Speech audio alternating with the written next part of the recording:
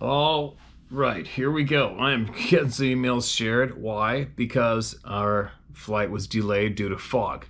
We left right on time. We're supposed to be with my friends on their boat today at 3:30. It's now 6:30. We're stuck in Los Angeles, California. It was foggy when we left Vancouver into Seattle, and then from Seattle, it was supposed to be straight through to Mexico, and the fog kept us spiraling in the sky for about an hour, and then we had to go to Portland, land, refuel, and fly back to Seattle. And then they said, nope, we can't get you out of here. The earliest is whatever time it was. I think they wanted us to stay at the airport for 10 hours, fly to Atlanta, and hang out there for 9 hours, and then fly to Cabo.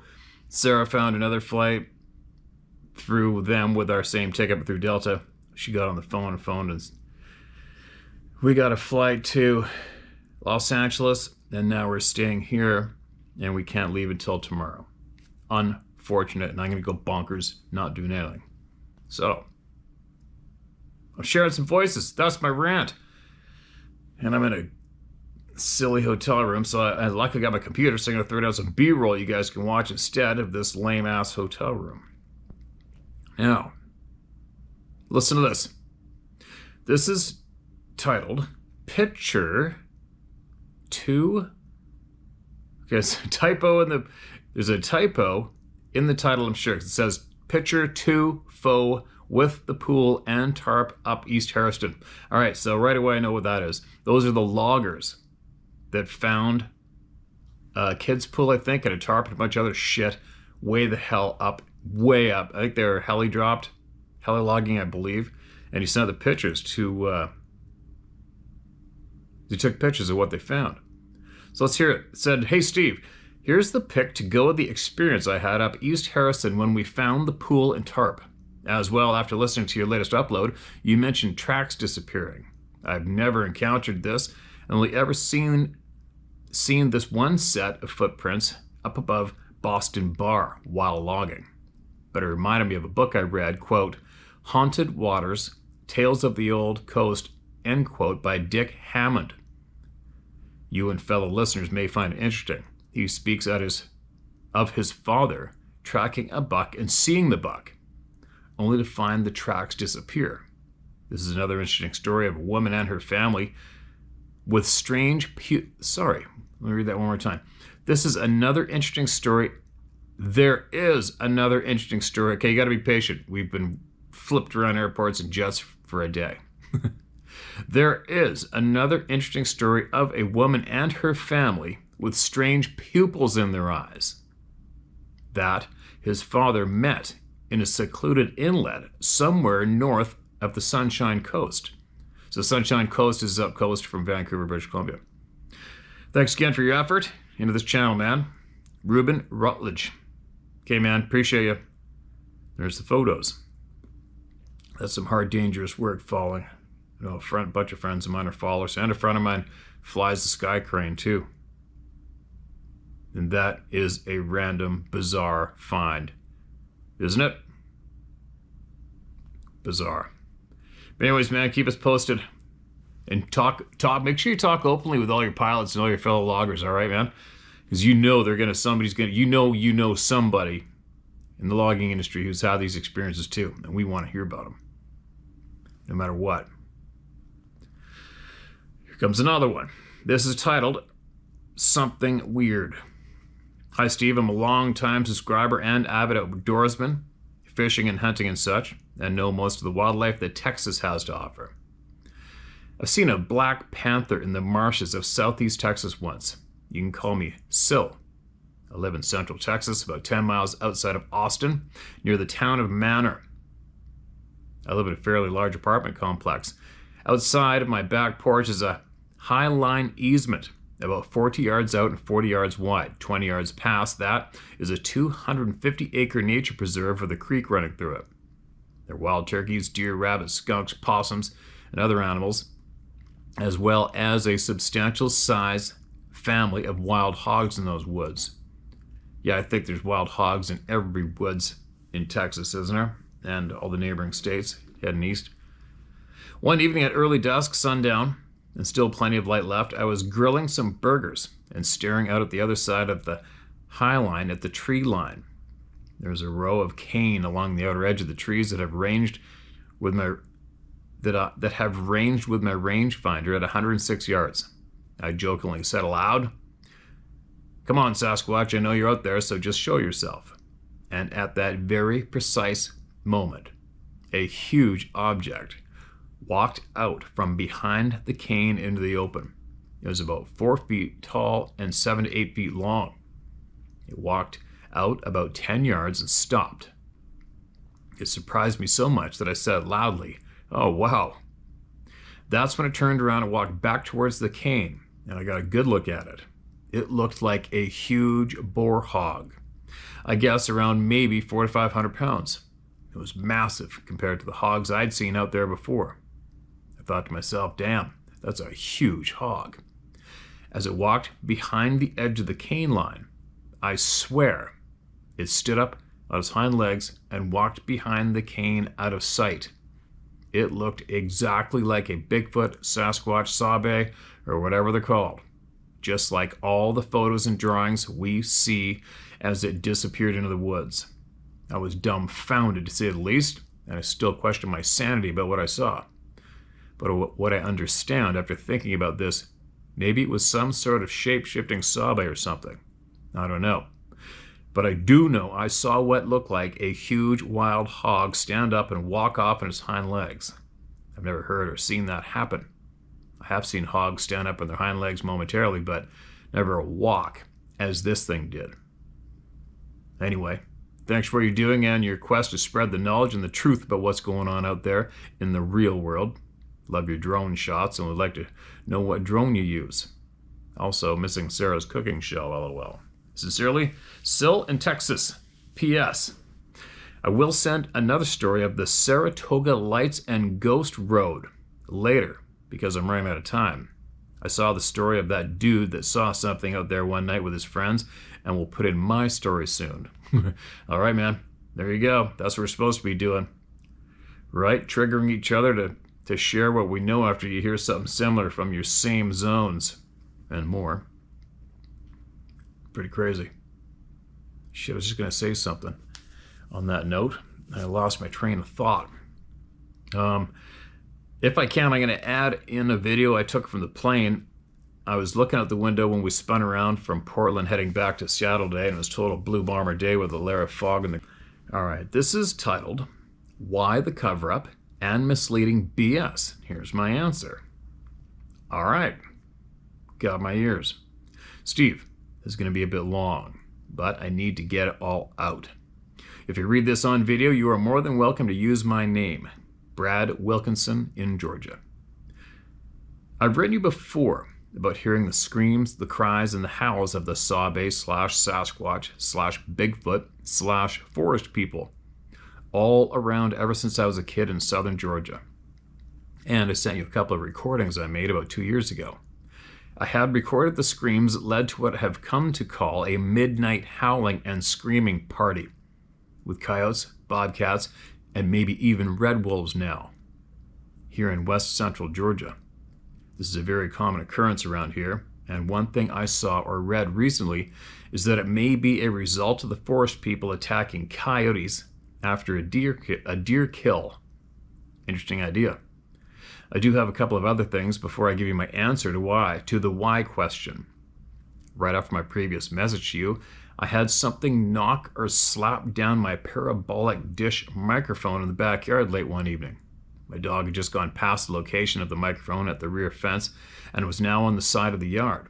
And I suddenly heard this loud shout or scream, and the ringing gong-like sound of the parabolic dish being slapped and then hitting the ground. At first, I was thinking it was a dog, but then it registered that he had already gone past there. At the same time, he came tearing toward the house from the side yard, all the while looking back at the location, which is about 150 feet away. He was obviously pretty scared of whatever it was. The dish was placed inside the fenced yard about 6 to 8 feet from the rear fence, up next to a large Bradford pear tree for what I thought would be a bit of cover. Naturally, I didn't go out there until the next morning. The dish was collapsed on the ground about 10 feet from where I'd placed it, and the audio cable had been snatched so hard it was torn loose from the plug at the microphone jack. The recorder got the initial part of the scream and the slap, but not enough to really make out what it was. So, definitely not any solid evidence of who did it. There was also a clear smearing or wiping of dust on the back of the dish, a good bit higher than my hand. I'm pretty sure it wasn't a coyote. Second thing I said before that, I have not ever been afraid to say what I think. I'm not afraid of ridicule or what someone thinks of me when I mention the subject, and I stand by that still. Most of my friends joke with me about it, and they know I am serious in my thinking, so they let me be. But after watching your channel for years now and hearing the stories of others, I have come to realize that my own experiences when I was a kid alone in the river bottoms and woods of my home area have deeply affected me. One more than I thought. I was never an avid hunter, so the draw to go in the woods wasn't that strong in that way. And even though I love the idea of being out in the wilderness and enjoying the natural world, the reality is I am somewhat afraid of it. At least I am afraid of being deep in the woods alone, especially at night. Solo camping is definitely out. I used to pass it off and think it was because of the bad people who may be out there and getting into an altercation with someone, especially with firearms or something. Wasn't anything I wanted to expose myself to. But now I'm pretty sure it was those feelings of being watched and a couple of tree shaking, bush tearing, screaming bluff charges that I experienced as a teenager. Those scared me shitless when they happened. and I had mostly forgotten about them until I heard some of the accounts you have read. Now at 58 years old, I realize they affected me more than I thought, and have somewhat kept me from going out there as much as I would have wanted. When I go into the woods alone or at night, I'm immediately uncomfortable, and the hair is standing up. Well, it is what it is. I have time left to overcome it, right? Okay, now, let me get to the subject of this message. Why? Why the cover-up and all the misleading bullshit? I think I can tell you why. The powers that be want nothing more than total control of the planet, and desperately want to have full control of us in every way imaginable. Just look around. They are doing it everywhere, and have been progressively chipping away at our freedoms for decades. It's just more obvious now. However, at the same time, they are keenly aware that the forest people are not even remotely under their control, never will be. Their natural powers far exceed ours, even with our technology. Because of this, they are a huge threat, maybe more so than we people are, even as big as that could be itself if we banded together against them. Therefore, the powers that be desperately need to eliminate the threat that the forest people pose, and I think they have already declared war on them. You have heard this yourself from people in your northern provinces, but they are also afraid of being found out and need to control the narrative, as usual. The only way the general public would ever be convinced that killing these forest people is even remotely okay, and not what it actually is, genocide, as if they are considered a wild animal that is a threat to us. As a result, we get all the propaganda that the intelligence organizations who are tools of the powers that be can muster. They have to make us think that killing these people is really just eliminating the threat of a wild animal that means us harm. Like an errant, starving polar bear or grizzly. They want us to believe that they are not people, not even remotely. Because if they were, we the people would be solidly against killing them. For the obvious examples of this controlled propaganda, I'm pointing out, I think you meant, we have things such as the misleading Gigantopithecus bullshit, the North American wood ape bullshit, the metatarsal break dermal ridge footprint, quote, scientist, end quote, and his misleading unknown grade ape bullshit, all the bought and paid for spineless scumbag leaders and members of, quote, research organizations, end quote, and their bullshit of mistreating people, the bullshit discrediting attacks on Dr. Ketchum, decades of bullshit TV shows complete with paid-for celebrities, and all the rest of it. Anyone can easily add to this list. However, the key thing to see is that all the propaganda is slanted toward the narrative of an unknown great ape, or of some missing link or something. And the fear factor is always the central theme and is often hyped up. Never once do any of these sources even remotely breach the idea that the forest people are people, and that we could possibly meet them and get to know them and learn from them. You will never see that on TV. As one of your other contributors has said, all of this propaganda has one goal: to divide us. Is to make us fight amongst ourselves so that we don't organize against them. It is literally divide and conquer. We have academia looking down their noses at us, telling farmers, loggers, hunters, and other honest, hardworking people who live their lives in and around nature that they didn't see what they thought they saw, because we just aren't academically worthy to make that observation. We have organized religion telling the same people that what they saw doesn't exist because their God didn't create an animal like that. And so we must either be delusional, or it's just the devil's work making us see things. Or they are these biblical fallen angels bred with human females, or some such bullshit as that. This itself stems from a typical misinterpretation of what the mitochondrial DNA result is saying. Unknown male means just that. We don't have his DNA on file, at least not until now. It doesn't mean mysterious biblical creature. It just means it isn't in the database. But it does show that we are related closely. Lastly, we have our governments, who are tools of the powers that be. Please make no mistake here. Government, people, and organizations are not the powers themselves. They are bought and paid for tools, telling us that we are fools for thinking we saw anything other than a bear or something, and completely dismissing the observation, belittling and discrediting us, and telling us nothing to see here. Now get back to work. All these groups are following the same agenda because their leaders are in fact members of the global control network that the powers that be have established to divide and conquer us. The end result is the ridicule, the discrediting, the avoidance of the taboo subject, and all the absolute hate and discontent that has been injected into our society by this propaganda when it comes to the subject.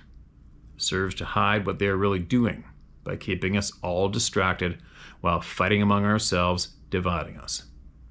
I seriously think this is exactly what's going on, and years of thinking about this along the same lines as you has led me to this conclusion. The events of the past few years and the acceleration of the propaganda machine has put me more and more into this way of seeing it. It's a sad state of affairs, along with the other things they are doing to us around the world. I hope they come crashing down at some point. Then we can all get back to living peaceful lives. I'm just afraid it won't be in my lifetime. The best defense we have is knowledge and awareness. That is a much bigger threat to them than forest people or portals or UFOs or anything. That we the people know who they are and what they are doing. I apologize for the length, but I hope it helps a bit. Thank you for being the voice of the people. We certainly appreciate what you're doing. Take care. Brad. Okay, man. Wise words, Brad. Wise words. Those are words that everybody here should take from what you will or leave it, right? But make sure you listen. If you don't listen to the other side that you just may not agree with, and you don't listen to people speak, you're gonna lose. You're gonna mean nothing, right? I think that's true. If you don't listen to everyone, you're not gonna make any kind of a positive difference anywhere you go. There you go. Wise words. Wise words. Not much I can say to add to that, but you hit a whole bunch of nails on the head. Now, who's next? All right, here's another one. This is titled, Are Sasquatch Involved in Missing People Cases? Hi, Steve. My name is Martin Welby, and I'm now living in Winnipeg, Manitoba. I recently emailed you about an eye-opening encounter I had back on Vancouver Island near Port Alberni in 1980. I'm compelled again to email you regarding something you said in one of your videos that I was watching with great interest the other day. Before I get into that, a little about myself. I'm an outdoor enthusiast with a biology/fisheries background, and ever since the Passion film came out in the 1960s, I've been keenly interested in the Bigfoot/Sasquatch phenomenon. For approximately 40 years now, I've gathered all kinds of information from countless books as well as the internet pertaining to these beings.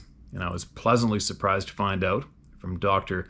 Melba Ketchum's DNA fingerprints that indeed Bigfoot/Sasquatch are in fact a hybrid species between a North American Aboriginal woman and a relic hominid man that lived thousands of years ago.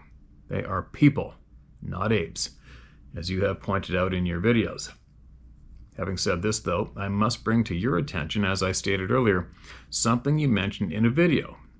You said that you are 99.99% that these people are not involved in the many disappearances of people in our forest and wilderness areas.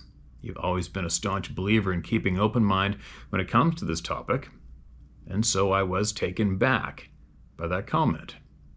Is there some information that we, the viewers, are not privy to, that you have been told, that makes you so sure that Sasquatch/Bigfoot are not subject in the missing people cases around North America?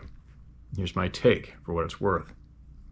Human beings are born with personalities at birth, and our personalities might be influenced by our surroundings/environment as we grow up, depending on the kinds of everyday experiences that we are subjected to. Because of many influencing factors, some of us can turn into bad hombres, while others can display kindness, compassion, and love for our fellow man as we go through life. I guess simply put, there are good people and evil people out there. There always will be. Now, my question to you is this. Sasquatch certainly have intelligence, perhaps even more so than us. So, would they not be able to display similar traits/characteristics? Would there not be individuals that are mischievous, devious, and full of anger or frustration just like us?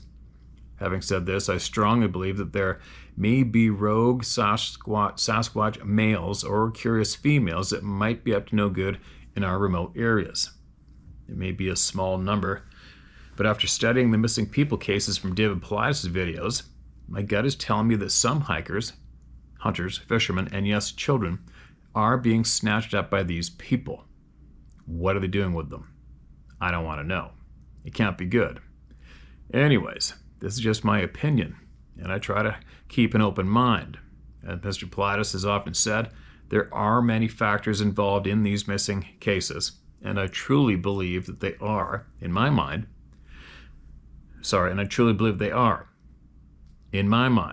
Sasquatch are one of these factors. The screams, the tree bashing, the rock throwing tells me that they can be angry and hostile if you get too close to them. This may provide the impetus for some of them to secretly want to get rid of us. Just saying. Anyways, thanks for reading this and staying safe. Feel free to use my name. You're an inspiration to many of us. Martin Welby. Okay, Martin, thanks, man. Just so everybody knows, I'm learning as we go too, right?